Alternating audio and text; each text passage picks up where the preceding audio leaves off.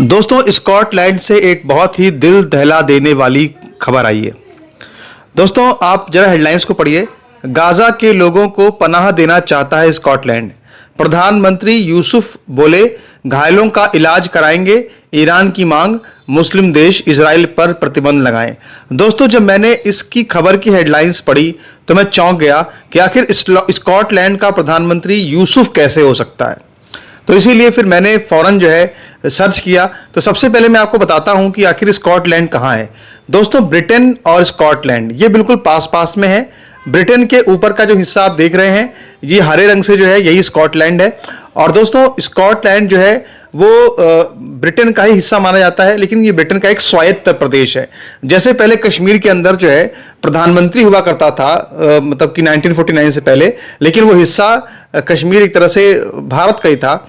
उसी तरह से ये स्कॉटलैंड है। और स्कॉटलैंड में मित्रों अगर देखें तो 98% वहां पे ईसाई हैं और वहां पे सिर्फ 1.45% वहां पे मुस्लिम्स हैं। वहां पे आप समझिए मित्रों कि सिर्फ वहां पर जो है 75,000 मुस्लिम आबादी है। इसके बाद भी वहां पे एक मुस्लिम प्रधानमंत्री है, 1% वोट लेकर के एक मुस्लिम प्रधानमंत्री है। और वो प्रधानमंत्री जो है वो गाजा के लोगों को चाहता है कि उनको शरण दे।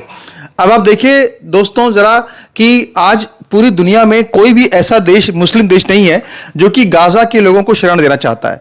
उसकी वजह दोस्तों ये है कि ये जो लोग हैं मूल रूप से आतंकवादी टाइप के लोग हैं। और चूंकि गाजा की तरफ जो खासकर गाजा की जो पूरी बस्ती है, वो शुरू से ही वहां पे जो लोग हमास के सपोर्टर्स हैं, जो कि एक आतंकवादी संगठन है, वहां पे किस तरह से जो है औरतों को नंगा करके ले जाया गया यहूदियों की, वो आपने देखा ही होगा दोस्तों।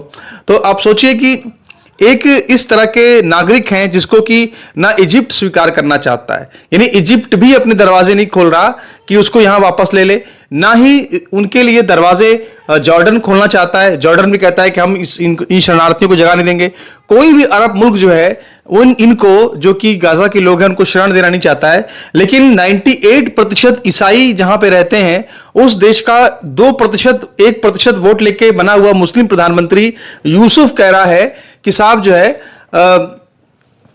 इनको पनाह देंगे गाजा के लोगों को। तो ये दोस्तों, ये खबर पढ़ के मैं थोड़ा हैरान सा रह गया। तो मैंने कहा कि जरा इस खबर को पूरी एक बार पढ़ देते हैं। तो स्कॉटलैंड के प्रधानमंत्री हमजा यूसुफ ने कहा है कि वो गाजा से आने वाले लोगों को पनाह देना और उनका इलाज कराना चाहते हैं। हालांकि इसके बाद ब्रिटेन की सुनक सरकार को कोई योजना लानी होगी।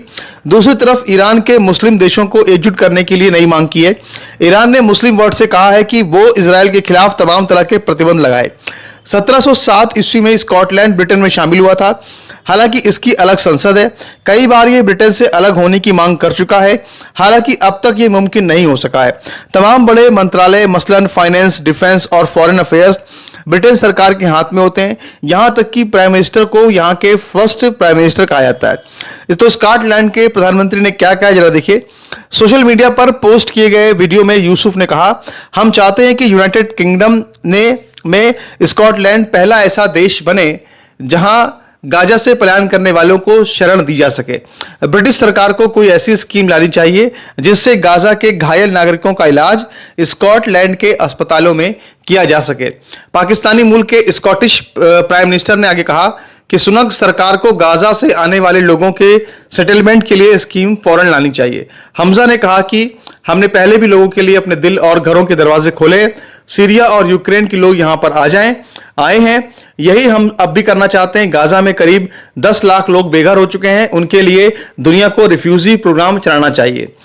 आगे कहा है कि जो ये यूसुफ है प्रधानमंत्री स्कॉटलैंड का, इसकी जो पत्नी के भाई हैं वो गाजा में डॉक्टर हैं और उन्होंने वहां के हालात स्कॉटलैंड के प्रधानमंत्री को बताए हैं। वहां के अस्पतालों में दवाई नहीं है। डॉक्टर्स और नर्सिंग स्टाफ के सामने इलाज के अभाव में लोग दम तोड़ रहे हैं।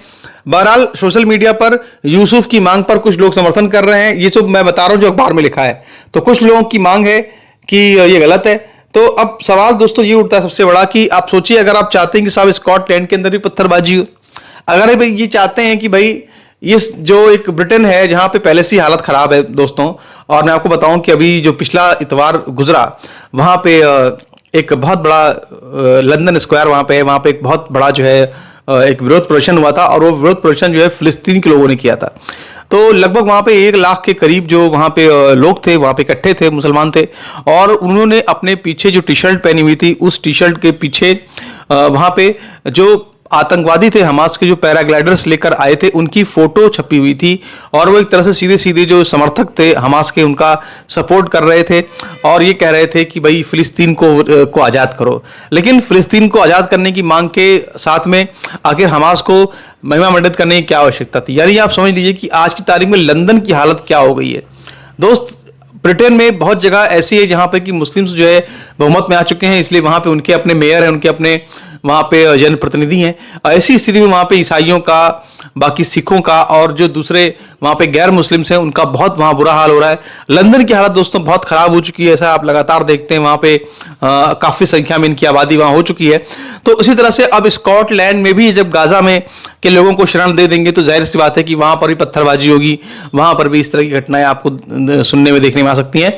तो दोस्तों मैंने कहा कि जरा आपको बता दूं, तो दोस्तों आपसे मेरी अपील है कि आप जरूर इस वीडियो को लाइक कर दीजिएगा, शेयर कर दीजिएगा, और इस यूट्यूब चैनल को आप सब्सक्राइब जरूर कर लीजिएगा। नमस्कार, भारत माता की जय, वंदे मातरम, जय श्री राम, हर हर महादेव, धन्यवाद।